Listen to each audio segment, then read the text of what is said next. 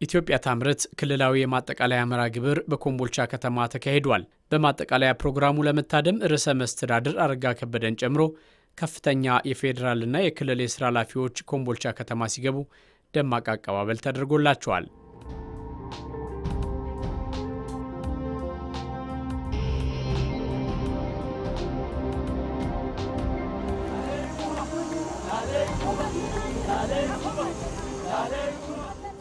ኢትዮጵያ ታምርት ሀገራዊ ንቅናቄ በ2014 አንድ ብሎ ከጀመረበት ጊዜ አንስቶ እነሆ ዘንድሮ አራተኛ ዓመቱን አስቆጥሯል። ክልላዊ የማጠቃለያ ፕሮግራሙ በኮምቦልቻ ከተማ ሲካሄድ 145 አምራች ኢንዱስትሪዎች ተሳታፊ ሆነዋል። የአማራ ክልል ርዕሰ መስተዳድር አረጋ ከበደ ከሌሎች ከፍተኛ የስራ ኃላፊዎች ጋር የማጠቃለያ መርሃ ግብሩን አስጀምረዋል። የሪባን መቁረጥ ስነ ስርዓት እየተካሄደ ነው። እናመሰግናለን። የኢትዮጵያ ታምርት ሀገራዊ ንቅናቄ የአምራች ኢንዱስትሪዎችን ችግር በመፍታት የላቀ አስተዋጽኦን እየተወጣ ይገኛል። በያዝነው ዓመት ብቻ በአማራ ክልል 159 መድረኮች ተዘጋጅተው ከ19 ሺህ በላይ አምራቾችና ባለድርሻ አካላት ተሳታፊ ሆነዋል። በኮምቦልቻ ከተማ በተካሄደው የማጠቃለያ መርሃ ግብርም ከተለያዩ የክልሉ አካባቢዎች የመጡ አምራች ኢንዱስትሪዎች ምርቶቻቸውን አሳይተዋል። ኢትዮጵያ ታምርት ለሁለንተናዊ ሉዓላዊነት በሚል መሪ መልእክት በተሰናዳው ክልላዊ የማጠቃለያ መድረክ መልእክት ያስተላለፉት የኮምቦልቻ ከተማ አስተዳደር ከንቲባ መሐመድ አሚን የሱፍ የኢንዱስትሪ ከተማ በሆነችው ኮምቦልቻ ከተማ መድረኩ በመዘጋጀቱ ምስጋናቸውን አቅርበዋል። ይህ መድረክ የአማራ ክልል ያለውን የኢንዱስትሪ አቅም፣ የኢንቨስትመንት እድሎች፣ የምርት ተወዳዳሪነትና የገበያ ትስስር ለማሳየት በጣም አስፈላጊ መድረክ ነው።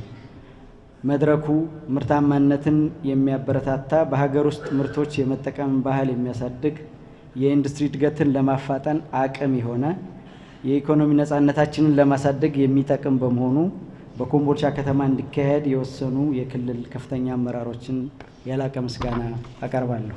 ኮምቦልቻ ከተማ አሁን ባለው ሁኔታ በምርት ላይ የሚገኙ 131 ፋብሪካዎች ያሉን ሲሆን ተኪ ምርት በማምረት በ9 ወር ውስጥ በዚህ ዓመት ብቻ 97.6 ሚሊዮን ዶላር ማዳን ችለዋል።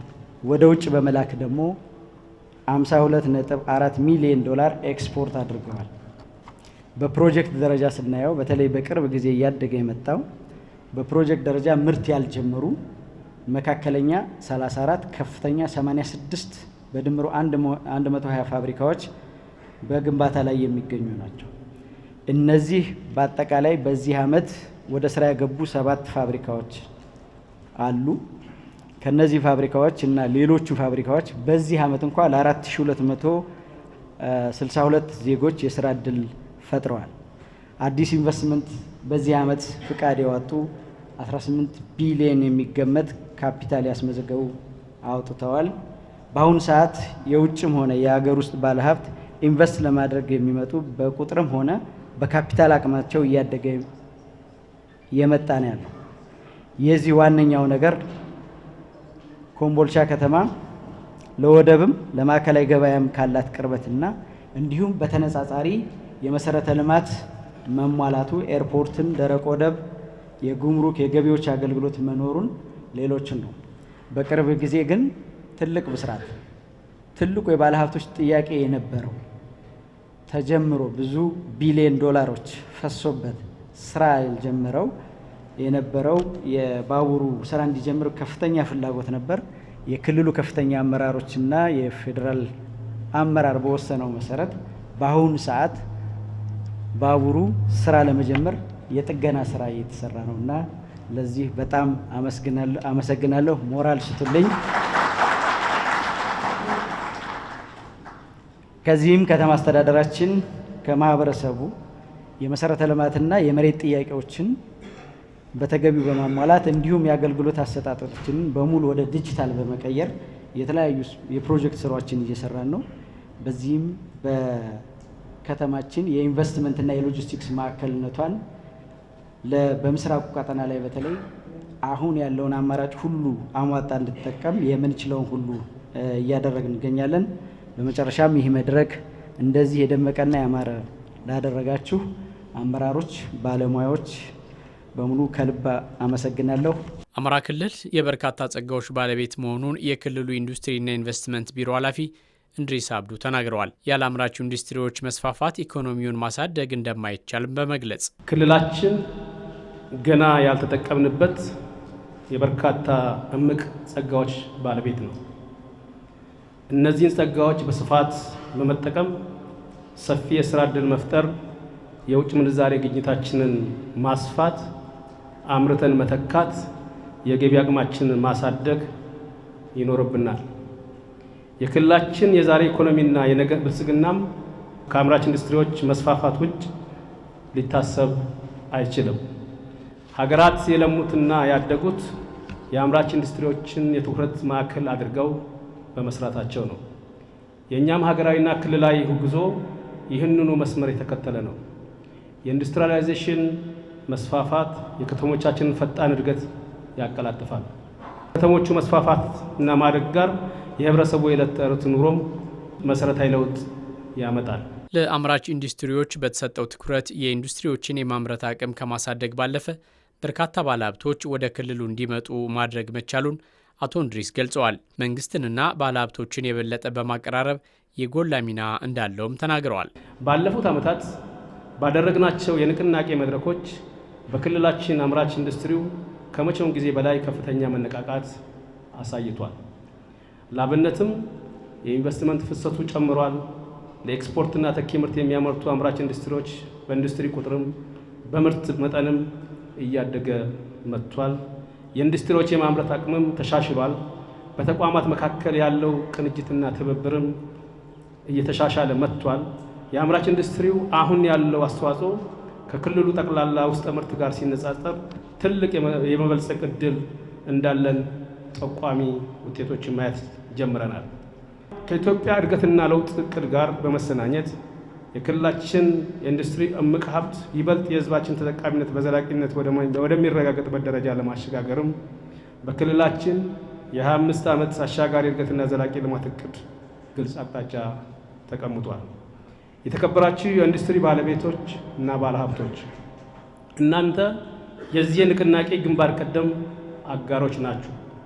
የሀገር ውስጥ ምርትን በማሳደግ የውጭ ምንዛሬን ለማስገኘትና ለወጣቶቻችን ሰፊ ስራ ዕድል ለመፍጠር የምታደርጉት ጥረት በከፍተኛ ክብር የሚታይ ነው። ዛሬ በዚህ አዳራሽ የታደምነው በክልላችን ያሉትን ሰፊ የኢንቨስትመንት አማራጮች ወደ ላቀ ደረጃ ለማሸጋገር ያሉትን መልካም አጋጣሚዎች ለመጠቀምና ከሁሉም በላይ በዘርፉ ያሉ ማነቆችን ለመፍታትና በችግሮች ላይ መዋየትን ታሳቢ በማድረግ ነው። በዚህ በጀት ዓመትም በክልላችን በ20 ዞኖች በ157 ወረዳዎች ከ19,000 በላይ በሚሆኑ ተሳታፊዎች ጋር የውይይት መድረኮችን ስናካሄድ መጥተናል። ስለሆነም በዛሬው ዕለት በዚህ በጀት ዓመት ተኪ ምርትን በማምረት በኤክስፖርት በመሳተፍ ሰፊ የስራ ዕድል በመፍጠር በአጠቃላይ በኢንቨስትመንቱ ላይ የላቀ አስተዋጽኦ የነበራቸው ተቋማት እውቅናና ሽልማት ይበረከትላቸዋል። በመድረኩ መልእክት ያስተላለፉት የኢንዱስትሪ ሚኒስትሩ መላኩ አለበል የአማራ ክልል ኢትዮጵያ ታምርት የማጠቃለያ ኤክስፖ ሁሉም አይነት ምርቶች ተመርተው የተመለከትኩበትና ከፍተኛ እድገት የታየበት መሆኑን ገልጸዋል። ሼህ ሁሴን ጅብሪል ስለ ኮምቦልቻ ከተናገሯቸው ነገሮች መካከል አንዱ ኮምቦልቻ ትሆኛለሽ የወርቅ ማፈሻ ነበር ያሉትና ይሄ ሲተረጎም የማኑፋክቸሪንግ ኢንዱስትሪ ከተማ ስለመሆኗ፣ የንግድ ከተማ ስለመሆኗ፣ የሎጂስቲክ ከተማ ስለመሆኗ ቀደም ብለው አይተው ነበር ማለት ነውና ያው መንፈሳቸው ከሙታን በላይ ስለሚሆን አሁን ቢመለከቱ ትንቢታቸው ትክክል መሆኑን ያረጋግጣሉ ብዬ አምናለሁ። በሁለት ጉዳዮች ላይ ነው አስተያየት ለመስጠት የምፈልገው። አንደኛው ዛሬ የኢትዮጵያ ታምርት ኤክስፖ አካል የሆነው የአማራ ክልል ምርት ምን እንደሚመስል የታዘብኩትን ነው።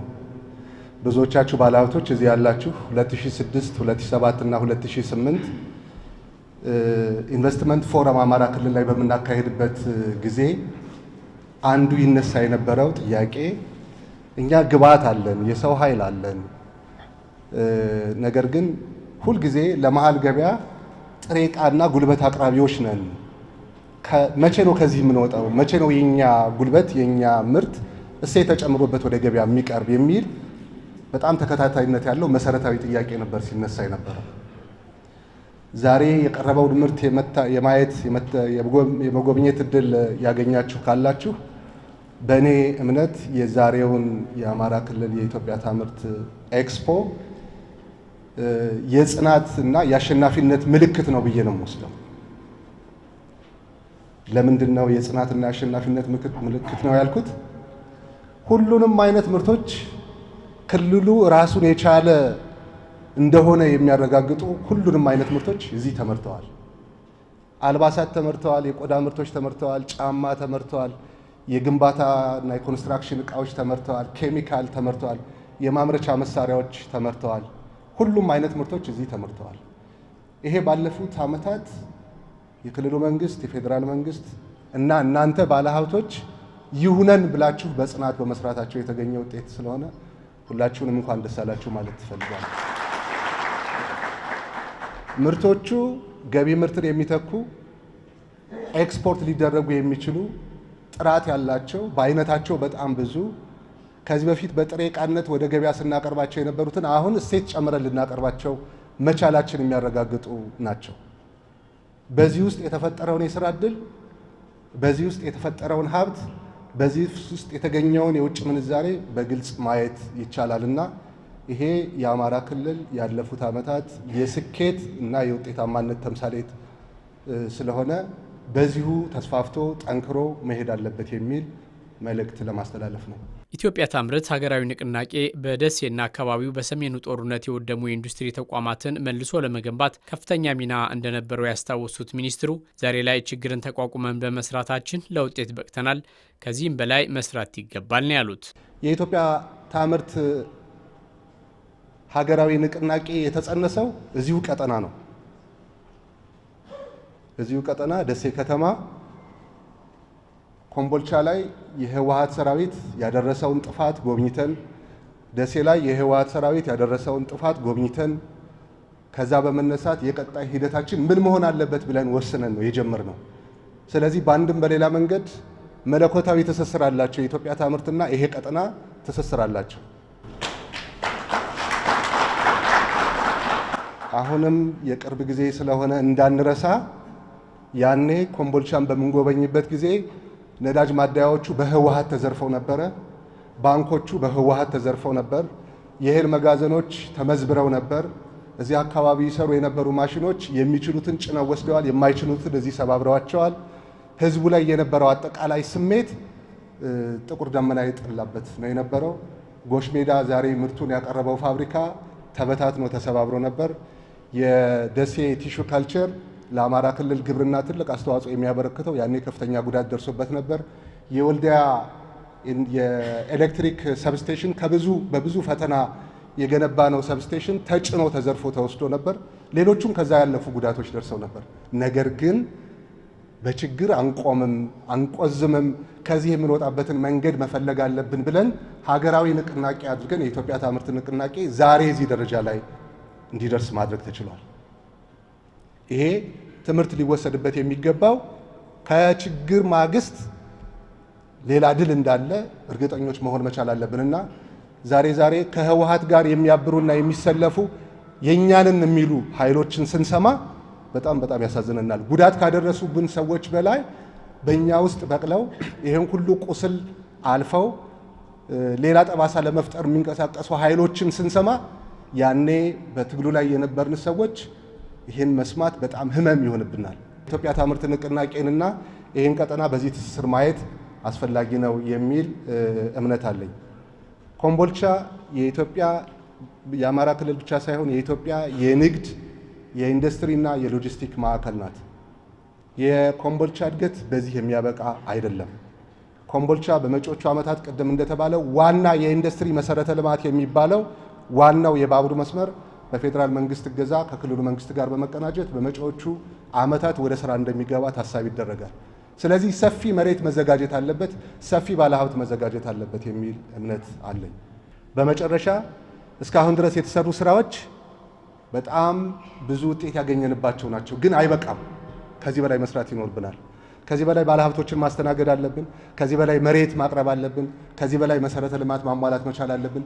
ይህንን የምናደርግ ከሆነ አማራ ክልል በኢትዮጵያ የማኑፋክቸሪንግ ኢንዱስትሪ እድገት ውስጥ በኢኮኖሚ እድገት ውስጥ የማይተካ ድርሻውን ሊያበረክት ይችላል።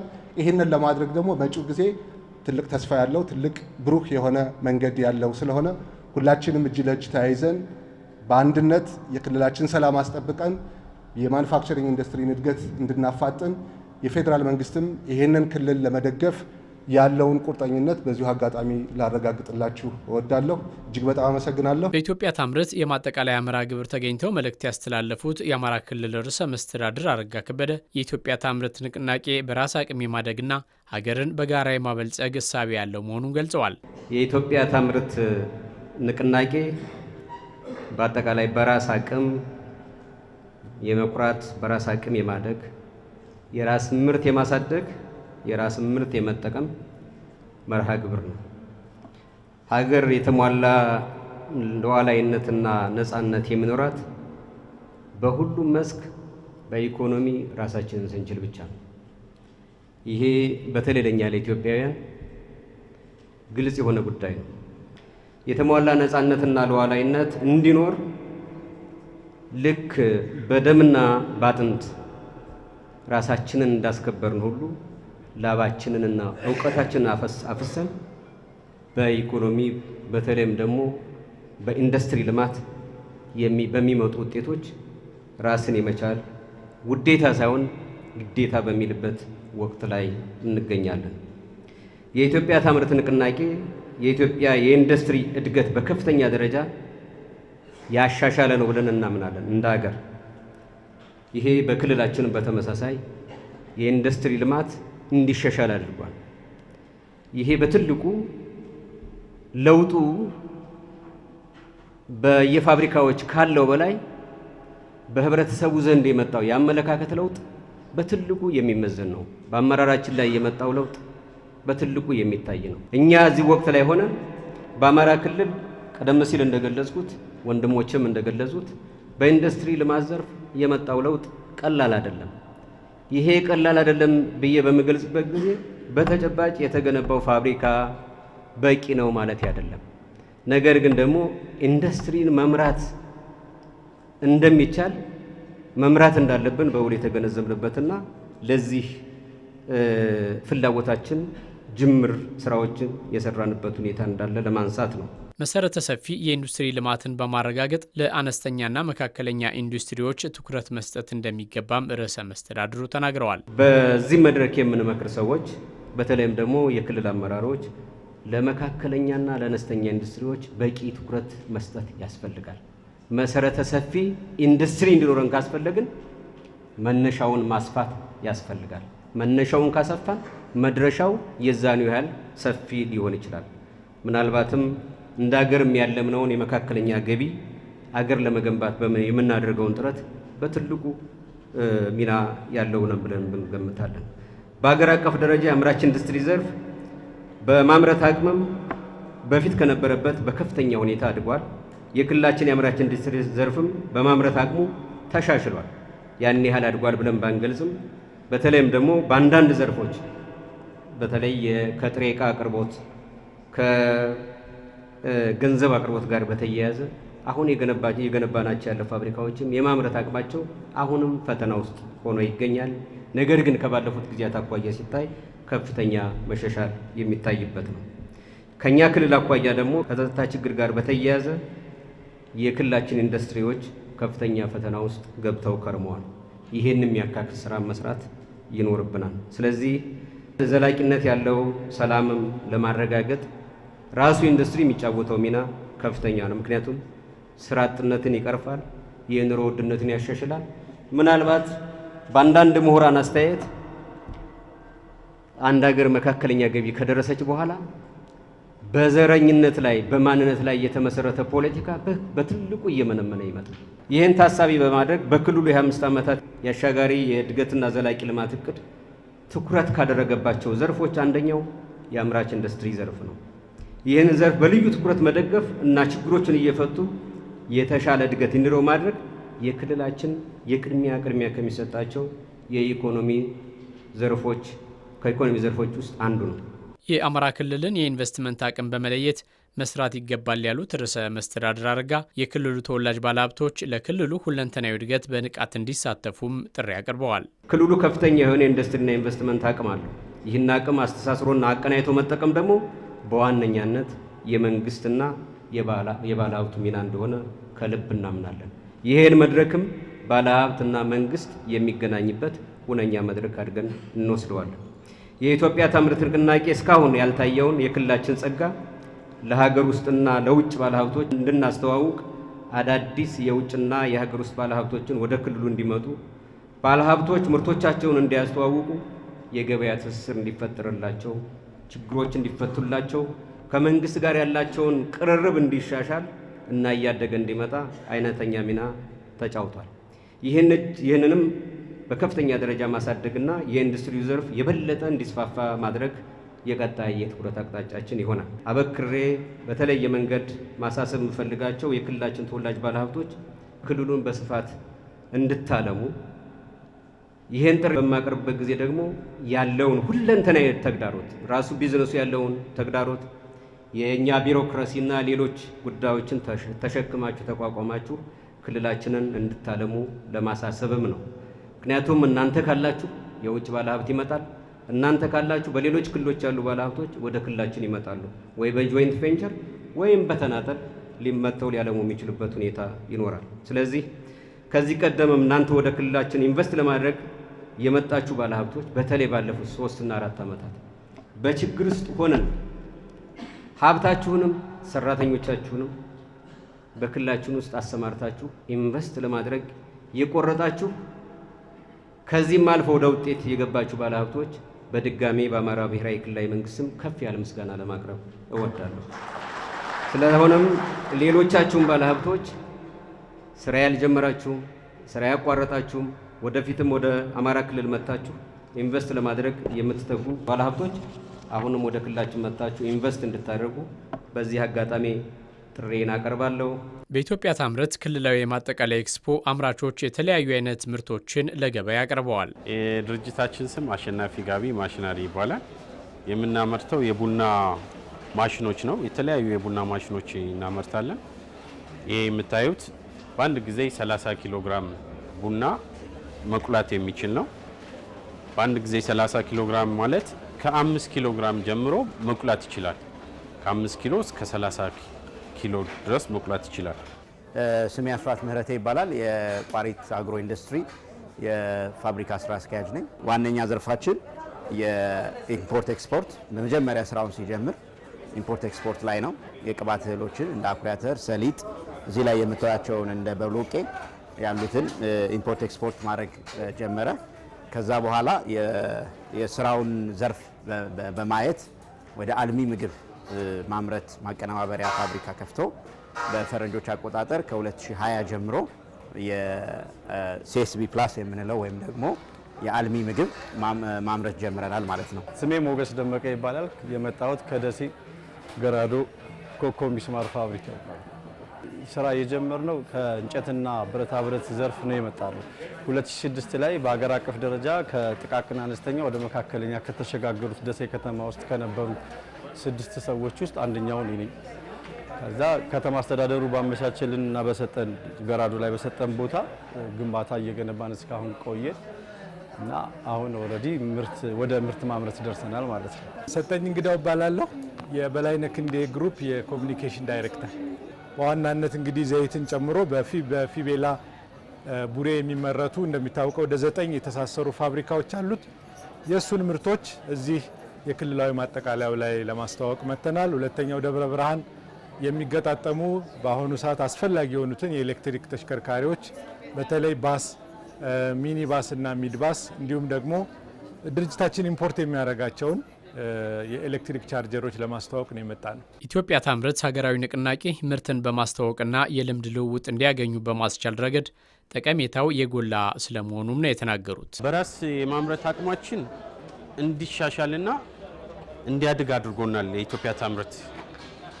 ምክንያቱም በየዓመቱ የሚዘጋጁትን ብቻ ሳይሆን ለኛ የገበያ ትስስር አድርጎልናል። ገበያ እንድናገኝበት የተሻለ ትዕዛዝ እንድናገኝበት የተሻለ እውቀት እንድናገኝበት ረድቶናል። ኢትዮጵያ ታምርት እንግዲህ በዋነኝነት ትልቅ የገበያ አሁን እንደምልህ የገበያውን ትስስር ለመፍጠር ከፍተኛ አስተዋጽኦ አድርጎልናል። በተለያዩ መድረኮች እንሳተፋለን። አንደኛ ያለንን ኤክስፒሪየንስ ለምንሸጥለት ወይም ደግሞ ለደንበኞቻችን ለመስጠት እድል ሰጥቶልናል። ሁለተኛ ከመንግስት ጋር ያለውን የፖሊሲ ወይም የዚህ የማኒፋክቸሪንግ ዘርፉን የመደገፍ ሂደት ላይ ከፍተኛ ያለንን ኮንትሪቢዩሽን በማየት ከፍተኛ አስተዋጽኦ እያደረገልን ይገኛል። ኢትዮጵያ ታምርት ከእኛ ነጋዴዎቹን ምርቱን ከሚፈልገው ጋር አንደኛ ያገናኛል፣ የመገናኛ መንገድ ይሆናል። ሁለተኛው ነገር በዚህ በኢትዮጵያ ታምርት ክልል ውስጥ ያለ አምራቾች በሙሉ አንድ ቦታ ላይ ስለምንገናኝ ለኛ ግብአት ሊያቀርቡልን የሚችሉ ካምፓኒዎች ደግሞ እዚሁ ጋር አግኝተናል እና የገበያ ትስስሩ ለሁለታችን የተሻለ ኦፖርቹኒቲ ፈጥሮልናል ብዬ አስባለሁ። በሀገር ደረጃ የሚዘጋጀው ኢትዮጵያ ታምርት ለተከታታይ 4 ዓመታት በመሳተፍ በቀዳሚነት የሚጠቀስ ድርጅት ነው። ስለዚህ አንደኛ ምርቶቻችንን ከማስተዋወቅ ባለፈ የገበያ ትስስር በመፍጠርና ደንበኞችን ወደኛ መጥተው በቅርበት ድርጅታችንን አውቀው ከድርጅታችን የሚፈልጓቸውን ምርቶች እንዲወስዱ የራሱ አስተዋጽኦ አድርጓል ብለን ነው የምናስበው። ምክንያቱም ምርቶቻችንን በተለያየ ዘዴዎች ነው የምናስተዋውቀው። ስለዚህ እንደ ክልልም በክልል ደረጃ የሚካሄዱ ኢትዮጵያ ታምርት ንቅናቄዎች እንሳተፋለን፣ በሀገር ደረጃም እንሳተፋለን። ይሄ ምርትንም ከማስተዋወቅ ባለፈ እንደ ሀገር ትልቅ ገጽታ ኢንዱስትሪው እንዲያቆጠቁጥ እንዲያብብ የራሱ ፋይዳ ስላለው እኛም የበኩላችን ድርሻችንን እየተወጣን ነው ብለን እናስባለን።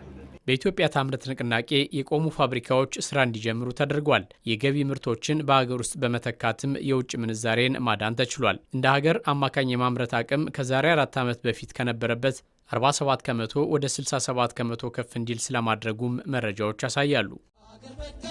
ኢኮኖሚያዊ ሽግግር በአምራች ኢንዱስትሪ ዘርፍ ለአፍሪካ ተምሳሌት ሀገር ትኩረት ላይ ኤክስፖርት ገቢ ምርት